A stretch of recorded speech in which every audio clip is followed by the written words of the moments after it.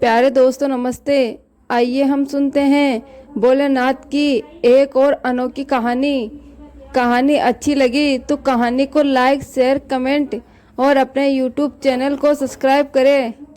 बीकू नाम का एक गरीब भिखारी था। बीकू भीख मांगते समय ये भोलेनाथ का नाम जपता रहता था। एक दिन वो जब मंदिर के पास भीख मांग रहा था तो उसने एक तीर्थ यात्रियों के समूह को देखा जो शिव जी की पूजा करने आए थे। वे फल फूल दूध अन्य सामग्री साथ ले जा रहे थे। भिखारी उन्हें देखकर स्वयं से ही बातें करने लगा। ये लोग कितने भाग्यशाली हैं जो इस तरह अन्य उपकारों से शिव जी को प्रसन्न कर सकते हैं।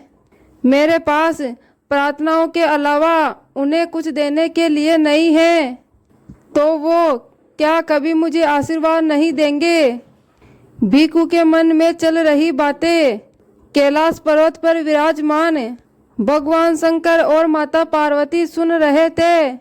मैया पार्वती बोली, स्वामी भिखू आपका बहुत नाम जपता रहता है।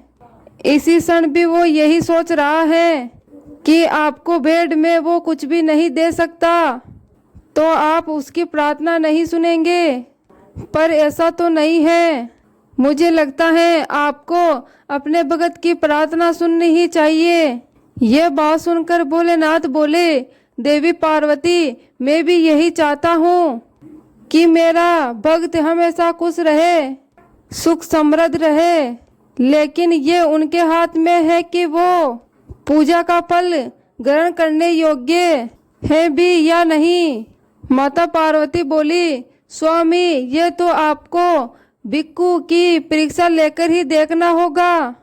भोलेनाथ बोले, ठीक है देवी, मैं भिक्खू की परीक्षा अवश्य लूंगा।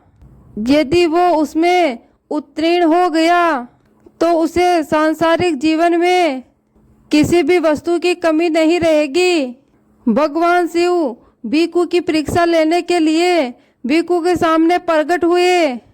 अपने सामने भगवान शिव को देखकर भिक्खू हैरान रह गया। भोलेनाथ बोले, भिक्खू मैं तुम्हारी भक्ति से बहुत ही प्रसन्न हूँ और मैं तुम्हें वरदान देने आया हूँ। तुम्हें जो भी चाहिए वो मुझसे मांग लो। भिक्खू बोला, कुछ भी भोलेनाथ। भोलेनाथ बोले, हाँ भिक्खू कुछ भी, धन वैभव सुख समृद्धि जो भी तुम्हें चाहिए वो मांग सकते हो। भिक्खू बोला, प्रभु आप बहुत दयालु हो। मैं इस गरीबी की जिंदगी से तंग आ गया हूँ। मेरे परिवार में बच्चे और मेरी पत्नी दिन रात भूखे रहते हैं। कभी कभी तो वो पानी पीकर ही सो जाते हैं। मैं भीख मांग मांग कर तंग आ गया हूँ। मैं चाहता हूँ कि मेरे पास इतना धन आ जाए ताकि मैं आराम से अपनी जिंदगी जी सकूं। ये बात सुनकर भोलेनाथ बोले, जैसी तुम्हारी इच्छा भिक्खू, मैं तुम्हें धनवान बना दूंगा। अपनी झोपड़ी में जाओ और वहाँ जमीन के नीचे दबा तुम्हें एक खजाना मिलेगा, लेकिन याद रखना तुम्हें उस खजाने का आधा हिस्सा मुझे देना होगा। ये मेरे वरदान की शर्त है। ये बात सुनकर भिक्खू बोला, ठीक है प्रभु मैं याद रखूंगा। भिक्खू ने खजाने की बात सुनकर प्रभु को जल्दी जल्दी प्रणाम किया और वहां से झोपड़ी की ओर तेजी से भाग गया। भगवान शिव मुस्कुराए और वहां से अंतर्ध्यान हो गए। भिक्खू घर पहुंचा और जल्दी जल्दी जमीन को खोदने लगा। यह सब देखकर उसकी पत्नी बोली, अरे क्या हो गया, पागल हो गए क्या? पहले ही तो टूटी फूटी झोपड़ी है और ऊपर से खोदकर तुम ये जमीन और खराब कर रहे हो। आज भीख नहीं मिली तो लगता है आप पागल हो गए हो। जमीन को तो ऐसे खोद रहे हो जैसे कि जमीन के नीचे कोई खजाना छुपा है। ये बात सुनकर भिक्खू बोला, तूने ये बात तो सच ही कही, जमीन के नीचे खजाना ही है। मुझे भगवान शिव ने दर्शन देकर खुद बताया है। ये देखो कितना बड़ा संदूक, इसे बाहर निकालने में मेरी मदद करो। खजाना देकर उसकी पत्नी बोली, अरे वाह, हमारी तो फूटी किस्मत ही चमक गई, ये सारा धन हमारा है। बीकू बोला, भाग्यवान, ये सारा धन हमारा नहीं है। भाग्यवान बोली, हमारा नहीं तो फिर किसका है? बीकू बोला, भगवान शंकर ने वरदान देते समय मुझे ये कहा था कि जो भी खजाना निकलेगा उसमें से मुझे आधा खजाना भोलेनाथ को देना होगा। अब इस शर्त के अनुसार इसमें से आधा खजाना भोलेनाथ का है। ये बात सुनकर उसकी पत्नी बोली, अरे क्या जरूरत है आधा हिस्सा देना, वो तो भोलेनाथ है, थोड़े से मंदिर में सिक्के दे देना, उन्हें क्या पता चलने वाला है कि हमने कितना खजाना निकाला था। तुम भी बहुत ही सीधे हो, अब जाओ बाजार से बढ़िया बढ़िया सामान ले आओ ताकि हम अच्छे अच्छे पकवान खा सके, बढ़िया कपड़े पहन सके, और मुझे तो अब अपना नया घर भी बनाना है। इस टूटी फूटी झोपड़ी में रहते रहते मैं तो परेशान हो चुकी हूँ। अब मैं सेठानी बनकर रहूंगी और तुम सेठ बनके रहना। बीकू ये सुनकर बोला, कह तो तुम ठीक ही रही हो। ठीक है। बीकू के मन में लालच और बेईमानी आ गई। उसने मंदिर जाकर शिव जी की मूर्ति पर कुछ सिक्के चढ़ाने का फैसला किया। वो मंदिर पूजा और शिव जी के चरणों में कुछ सिक्के रख दिए। बीकू महादेव जी के मंदिर में सिक्के चढ़ाकर घर लौटा तो उसकी पत्नी सिर पर हाथ धरे हुए बैठी थी। क्या हुआ भाग्यवान, तुम सिर पर हाथ रखकर क्यों बैठी हो? तुम्हें पता है ना अंदर संदूक रखा हुआ है, कोई उसमें से धन चुरा कर ले गया तो? ये सुनकर उसकी पत्नी बोली, कोई क्या ही धन चुराएगा, मैंने जैसे ही संदूक खोला तो उसमें सारा खजाना कंकड़ पत्थर में बदल गए। ये बात सुनकर बीकू बोला, क्या खजाना कंकड़ पत्थर बन गया? हटो तो देखो जरा। बीकू देखता है कि सचमुच में संदूक में खजाने की जगह कंकड़ हो गए थे।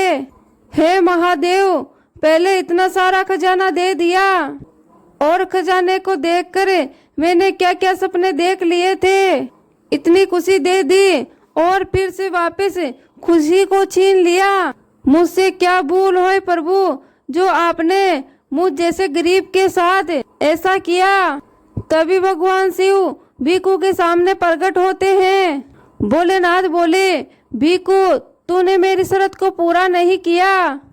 तुझे जो धन प्राप्त हुआ तूने मुझे उसका आधा हिस्सा भी नहीं दिया। तूने मुझको इसका केवल एक अंश ही दिया है। तूने मुझे धोखा दिया है और साथ में अपना वादा भी तोड़ दिया। तुझे जितना दिया था तूने उससे अधिक अपने पास रखा।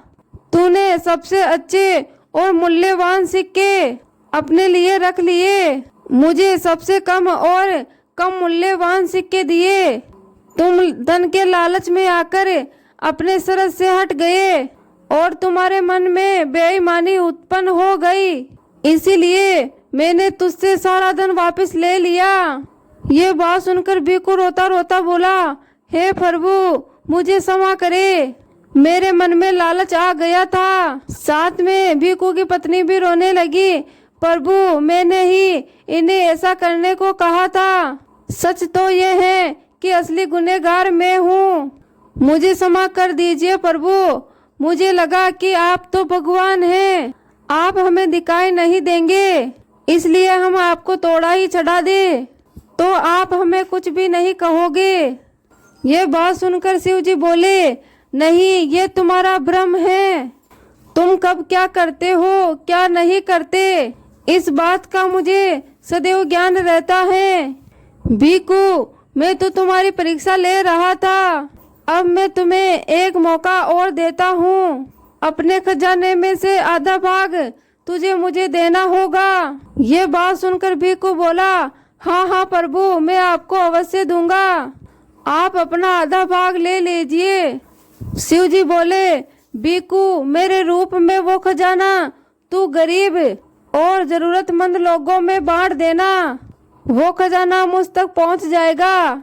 मैं तो सदैव अपने भक्तों के हृदय में वास करता हूँ और वही मेरा असली रूप है। वो देखो, संदूक में खजाना फिर से भर गया है। अब इसमें से अपने हिस्से का रखकर बाकी बचा हुआ गरीबों में बांट दो। भिक्खु बोला, जो आज्ञा प्रभु। मैं ऐसा ही करूँगा प्रभु। जय हो प्रभु। जय शिव शंभु, जय भोलेनाथ। यह कहकर शिव जी वहां से अंतर्ध्यान हो जाते हैं और भिक्खु और उसकी पत्नी को अपनी गलती का एहसास हो जाता है और उनके जीवन से अब गरीबी के दिन दूर हो गए और अब वो अपने परिवार के साथ सुख से जीवन जीने लगा। तो प्यारे दोस्तों, ये थी भोलेनाथ की अनोखी कहानी। आशा करती हूँ आपको कहानी पसंद आई होगी। पसंद आई हो तो कमेंट बॉक्स में हर हर महादेव जरूर लिखें। धन्यवाद।